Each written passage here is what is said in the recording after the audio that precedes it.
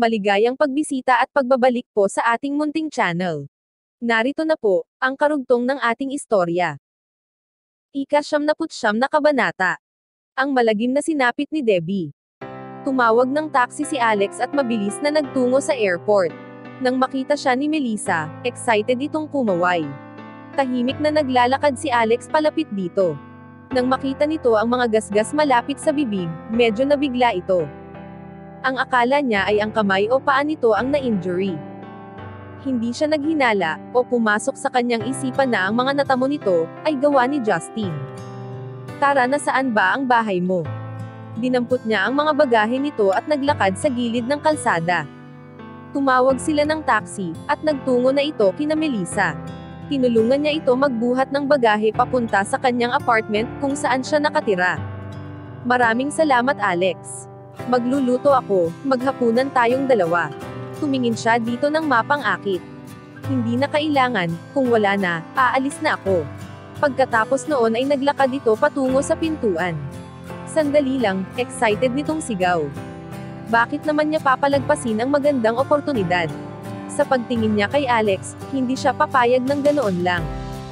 Uminom ka muna ng tubig bago ka umalis para hindi naman maging masama ang aking maramdaman. Pagkatapos ng lahat marami rin ang iyong naitulong. Sige, at tumango ito. Sa nakita niyang reaksyon, masasabi niyang hindi ito komportable kung hindi makakapagpasalamat ng maayos. Maupo ka muna dito, sabi ni Melissa. Kukuha lang ako ng tubig. Sobrang saya niya, nang marinig niya na pumayag ito. Kumuha siya ng baso sa lalagyan, at napansin niya ito, na nakatingin siya sa kanyang cellphone.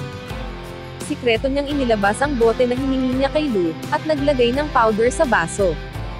Nilagyan niya ng tubig ito, at hinalo hanggang sa ma-dissolve ang powder. Saka dinagdagan ng tubig para mapuno. At ibinigay niya ito kay Alex. Maraming salamat. Wika nito. At ininom ang tubig sa isang lagok lang. Sige na, paalis na ako ngayon.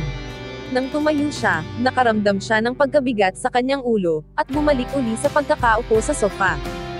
Alex, anong nangyayari sa iyo? Pagtatanong niya na may pag-aalala. Okay lang ako.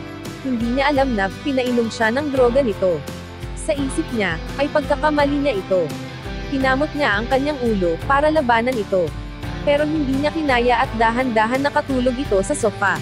Alex, tinatawag niya ito ng ilang beses malapit sa kanyang tainga. Pero hindi ito nag-react. Isang ngiti ang sumilay sa dulo ng kanyang labi. Hinawakan niya ito sa paa saka, hinila ang mabigat na katawan nito, papasok sa kanyang kwarto. Nang oras ding iyon, si Lou, ay ginamit ang kanyang peking pakikitungo, para linlangin si Debbie, sa pamamagitan ng pagkain sa restaurant.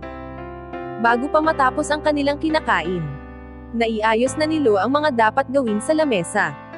Nang mga sandaling iyon, nagpapanggap pa rin si Lou sa pagiging gentleman. Nang makita niya na tumatalab na ang inihalo niya sa pagkain ni Debbie, saka lang niya inilabas ang tutuong sarili. Isang masamang ngiti ang nakita sa kanyang mga labi. Mabilis siyang nagbayad ng bill. Umakbay kay Debbie para alalayan ito pabalik sa kanyang sasakyan. At mabilis itong pinaandar patungo sa isang hotel. Binuhat niya ito, at nagmamadaling dinala sa hotel room. Tinulak niya ang malapit na mawalan, nang malay na si Debbie sa bilog na kama. Na dahilan para mahulog ito. Pero hindi ito nag-react dahil nakatulog na ito. Tumingin siya sa walang malay na si Debbie. Pagkatapos ay nagtanggal siya ng damit, at nagtungo sa bathroom para maghilamos. Ginamit niya ang puting towel para magpunas, habang papalabas ng bathroom na nakapaa. Sa pagtingin nito sa kanya, isang apoy ang nagsisimulang sumilab sa loob ng kanyang buong katawan. Tinapon niya ang towel sa lapag, at binuksan niya ang camera ng kanyang cellphone, at itinapat ito sa kama. Tapos ay tumalon siya at tumabi dito. Marami na siyang nakasama ng mga babae sa nakaraan. Pero walang makakapantay sa nararamdaman niyang pagnanasa kay Debbie. Hindi na siya makapaghintay na makasama ito. Ginamit niya ang likod ng kanyang kamay, at marahan na hinawakan ang mukha ni Debbie. Sa kanyang paghawak, ay napapikit siya, at ang pakiramdam niya, ay parang nakagamit siya ng droga. Lutang na siya. Sa pagtingin nito sa mga labi ni Debbie, na bahagyang nakabukas. Ang pink na labi nito at maputing ngipin, ang dahilan ng pagdilat niya ng husto. Nakasuot ito ng maputing damit. Marahan niyang hinawakan ang dibdib nito.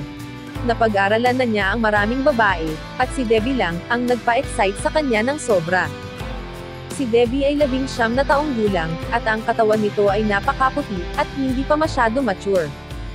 Kalahati pa lang ang nagaganap na pagbabago, para masabi na isang ganap na dalaga. Hindi na kayang pigilan ni Lou, ang kanyang kalamnan, ay gising na. Sa mga sumunod, ay isang malakas na kalabog ang narinig.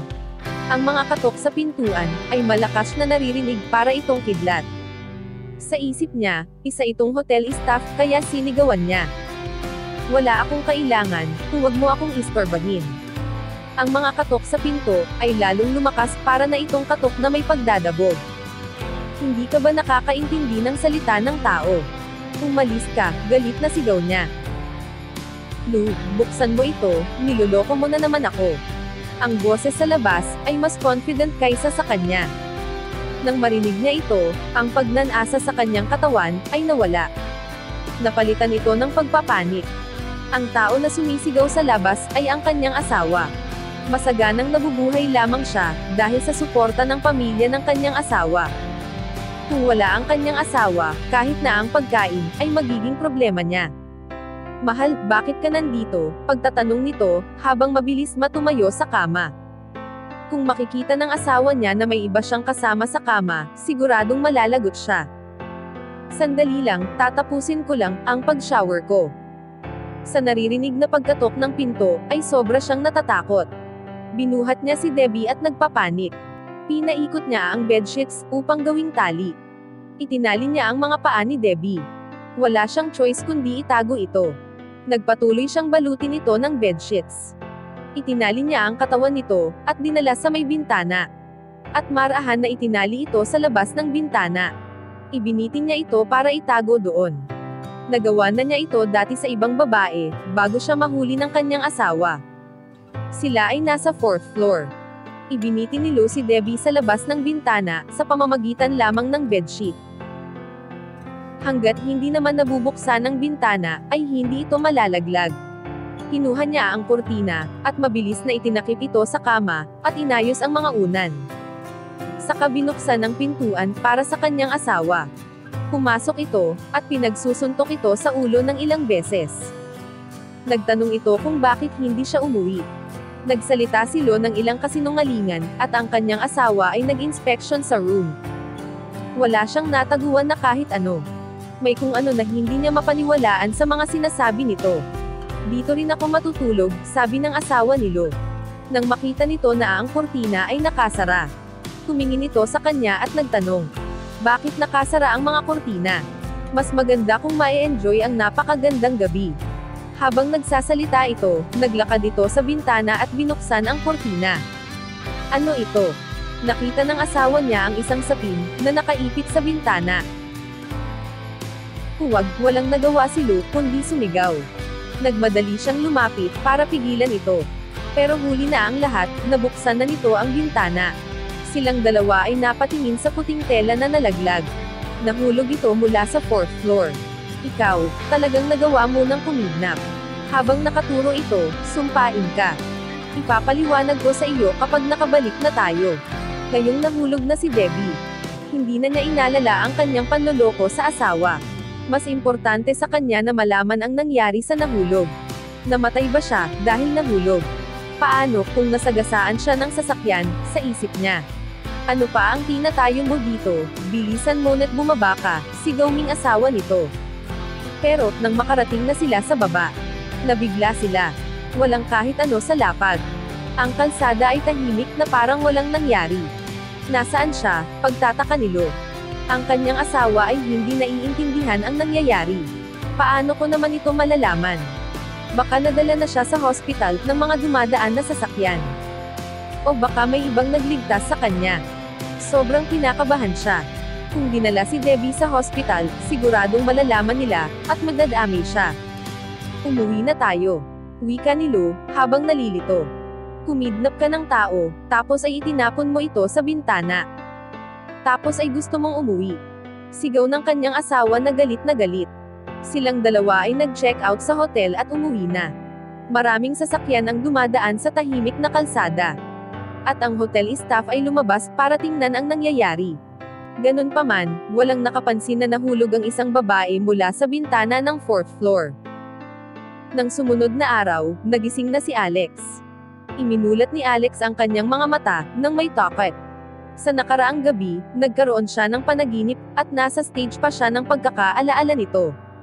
Nasaan ako sa isip niya? Inilibot niya ang kanyang paningin, at nakita ang isang babae na nakahilig sa kanyang dibdib. Ang balikat nito, ay naka-exposed. Ang kanyang buong katawan ay nanginig. Mabilis siyang umupo, doon lang niya nalaman na wala siyang saplot. Ang puso niya ay biglang lumukso, at nang tumingin siya sa kumot, sa ibabang parte. Nakaramdam siya ng lamig. Gising ka na pala Alex, bulong ni Melissa, at umupo rin ito. Tumingin siya dito, at naaalala, na tumulong siya sa pagbuhat ng gamit nito, noong nakaraang gabi.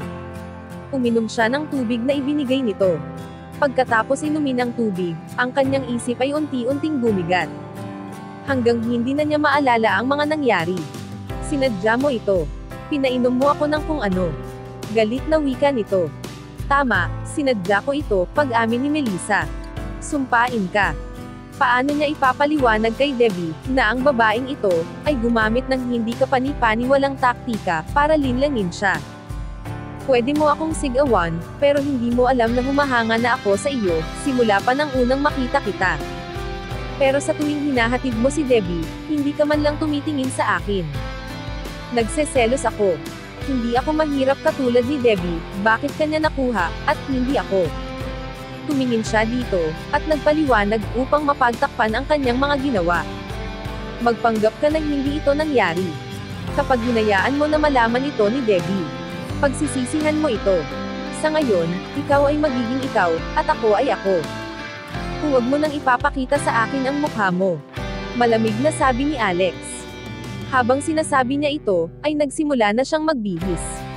Alex, bakit ganito ang pagtrato mo sa akin? Pagkatapos ko ibigay ang sarili ko, wika nito habang umiiyak sa likuran ni Alex. Tumingin siya dito, habang unti-unti, at dahan-dahan inalis ang kumot. Nakita niya na mayroong pulang mantsa sa puting sapin. Hanggang dito na lang po muna. Sana po, ay nagustuhan nyo ang ating story series. Sa mga bagong tagapakinig, mas okay po kung mag-uumpisa kayo sa episode 1. Maraming salamat po sa pakikinig. Pwede po bang humingi ng subscribe bilang pagsuporta sa ating munting channel? Hanggang sa susunod po muli. Stay safe and God bless.